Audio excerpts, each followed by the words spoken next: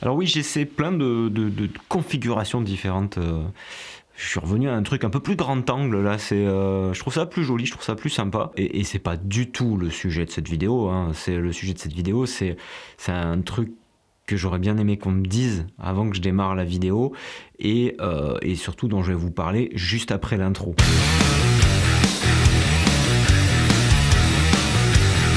Et salut les gens derrière l'écran, c'est François pour la chaîne Explique-moi encore. Je suis ravi comme à chaque fois de vous retrouver pour une nouvelle vidéo. Et puis si vous êtes nouveau sur la chaîne, ici on parle de création de vidéos, de montage, de captation, d'astuces en tout genre. Donc si c'est quelque chose qui vous intéresse, n'hésitez pas à vous abonner. Il y aura certainement des choses qui vont vous intéresser sur cette chaîne dans le passé, dans l'avenir.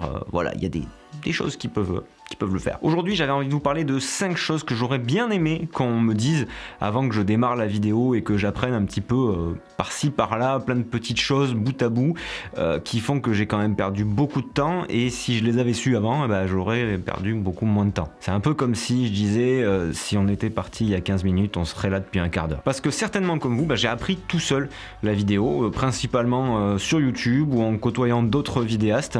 Donc en gros, j'ai fait un petit peu mon marché à droite à gauche, j'ai appris des choses, j'ai fait plein d'erreurs que j'ai corrigées par la suite et justement ces erreurs j'aimerais vous en parler pour que vous ne les fassiez pas à votre tour et puis que vous galériez pas comme moi j'ai galéré. Ah et puis je dis ça, il y a toujours ma formation sur Final Cut aussi qui peut vous aider à moins galérer sur le montage et à bien apprendre les bases et tout ça. Première chose que j'aurais bien aimé qu'on me dise avant que je commence, avant que je me lance dans la vidéo, c'est tout simplement que tout se joue au tournage. Je m'explique. Souvent on a tendance à penser l'exposition était pas folichonne, là j'ai un pas très bien cadré et tout ça, je vais le rattraper en post, je vais le rattraper sur mon logiciel, je vais forcément arriver à bidouiller un truc, c'est pas grave si le plan il est pas extraordinaire, ça vaut pas le coup de le refaire. Ça c'est une énorme erreur, parce que tout se jouera au moment où vous tournez vos images. Le plus important il est là, il vaut mieux passer du temps à refaire des images si on n'en est pas satisfait, il vaut mieux passer du temps à préparer les images qu'on va tourner plutôt que de se dire je verrai ça au montage, ça va le faire, ça va passer. Non, au montage on peut récupérer des trucs, on peut recadrer, on peut retravailler l'exposition, on peut faire de la colorimétrie etc. Mais ça vaudra jamais une bonne captation. La meilleure image que vous pourrez tirer, ça sera pas en la retravaillant sur votre logiciel, ça sera en la shootant correctement. Donc n'hésitez pas à refaire plusieurs fois les scènes, à regarder, éventuellement même à vider vos cartes dans un ordi pour voir sur un plus grand écran, parce que les petits écrans de nos caméras, de nos DSLR, c'est pas forcément foufou, c'est pas ça qui va vous donner vraiment exactement le rendu final. Donc n'hésitez pas à prendre le temps quand vous shootez, vous passerez aussi beaucoup moins de temps après à monter et vous galérerez moins et vous tirerez sûrement le meilleur des conditions de tournage que vous aurez. Deuxième conseil, attendez avant d'acheter du matériel. Parce que oui, on est toujours hyper tenté d'aller regarder des reviews et de se dire avec tel appareil, je ferai forcément de meilleures vidéos. Ah, celui-là, il fait du 120 images par seconde. Ah, celui-ci, c'est de la 4K, 422, 10 bits et tout.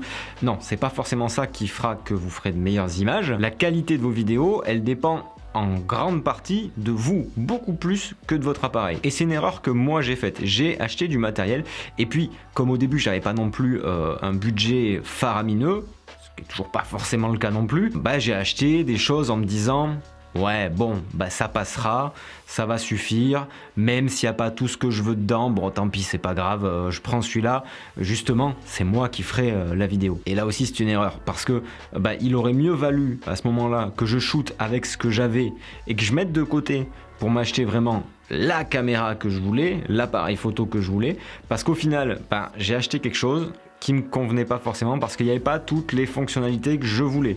Donc j'ai revendu. Et forcément, quand on achète et qu'on revend, on y perd.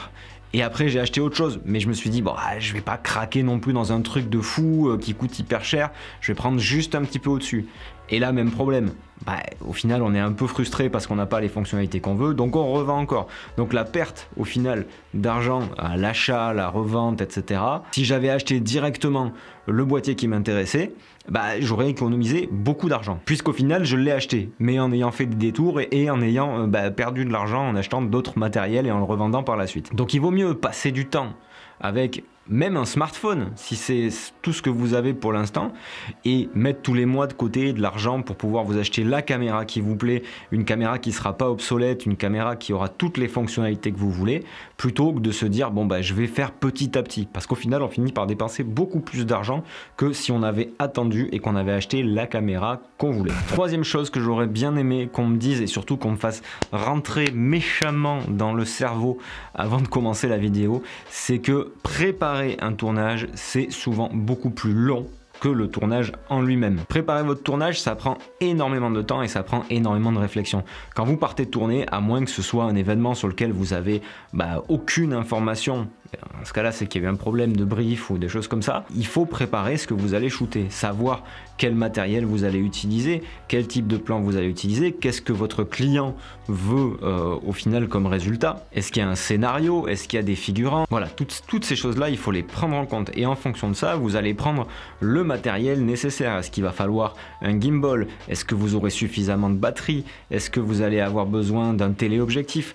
Est-ce qu'il y aura une prise de son? Voilà, tout ça, c'est des choses qui prennent énormément de temps à préparer. Souvent, on se dit, bon, je prends tout, je verrai sur place, et on peut se retrouver pris au dépourvu parce qu'on n'a pas anticipé tout simplement. Et même si des fois, on arrive à sortir des trucs super en étant complètement en improvisation, mais il y a quand même de grandes chances qu'en ayant bien préparé votre tournage, vous ayez un meilleur résultat que si vous l'avez fait en mode branleur. Quatrième chose que j'aurais bien aimé savoir également, quand on regarde un petit peu YouTube justement sur les réglages de caméra, sur ce qui est préconisé, on vous dit souvent il faut faire du full manuel, pas d'autofocus, tout en manuel, l'obturation, l'ouverture, les ISO, tout en manuel, il faut tout contrôler. Et ça, je suis pas complètement d'accord. Alors c'est sûr que dans le meilleur des cas, quand on a du temps, ici par exemple, je suis dans le studio, j'ai mon éclairage artificiel que je peux régler exactement comme je veux, j'ai un énorme retour pour vérifier si ma mise au point est faite. Bref, je peux me passer de ce que peut m'apporter la caméra en termes techniques, en termes semi-automatiques. Attention, il faut pas filmer non plus sur le mode